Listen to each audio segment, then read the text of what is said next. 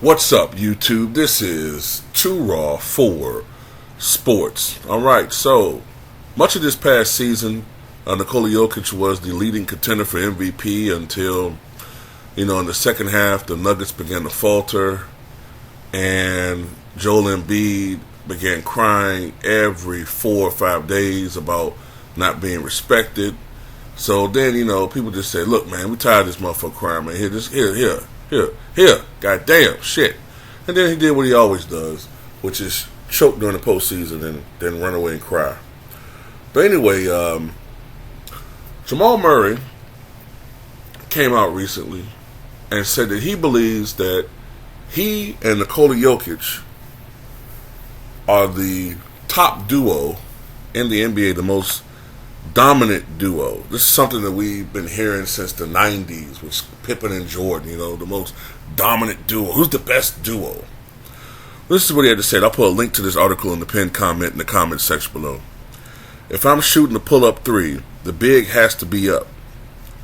If they blitz me and I hit Joker in the pocket, now we're playing 4-on-3 with the best passing center of all time. So I think just the levels to our game, the levels to the pick and roll, I can set a screen for him. We got so many different options out of that. I think we have the most versatile and dominant 1-2 punch in the league, and that's not a knock on anyone else. That's just my belief in us and what we can do and what we have done. During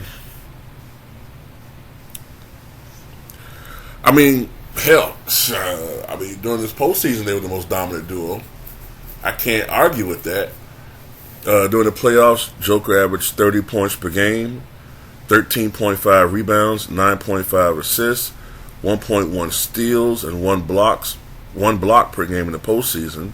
He became the first player ever to lead the postseason in scoring, rebounding, and assists in the same year.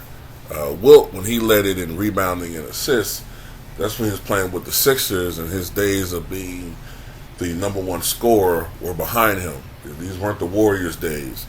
So he did something nobody had ever done before. But Jamal Murray hasn't been too shabby either during the postseason. Well, he wasn't too shabby during the postseason. He averaged 26.1 points, 5.7 rebounds, 7.1 assists, 1.5 steals, and 0.3 blocks per game. And there were some games when he was clearly the best player on the floor, not Jokic. So he also holds the record for most.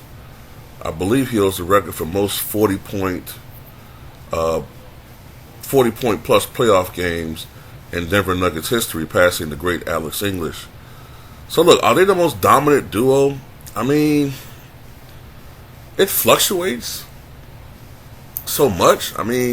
Hell, we've heard people say that, LeBron and AD are the most dominant duo. We've heard people say Embiid and Harden are the most dominant duo. We've heard people say Kevin Durant and Kyrie Irving were the most dominant duo. It's what fucking two dudes are playing best for any stretch of basketball. That's pretty much what it comes down to.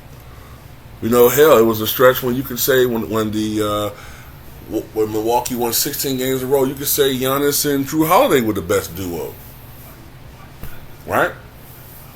But because they won a championship and because they were so dominant, I think they only lost 4 games. I think they went 16-4 in the postseason. Let me see, they lost 1 game to the Timberwolves. They lost, I think 1 game to the Suns. They swept. Yeah. They swept the Lakers, and they lost 2 games to the Heat. So yeah, or was it 1 game to the Heat? Might have been 1, but they lost 4.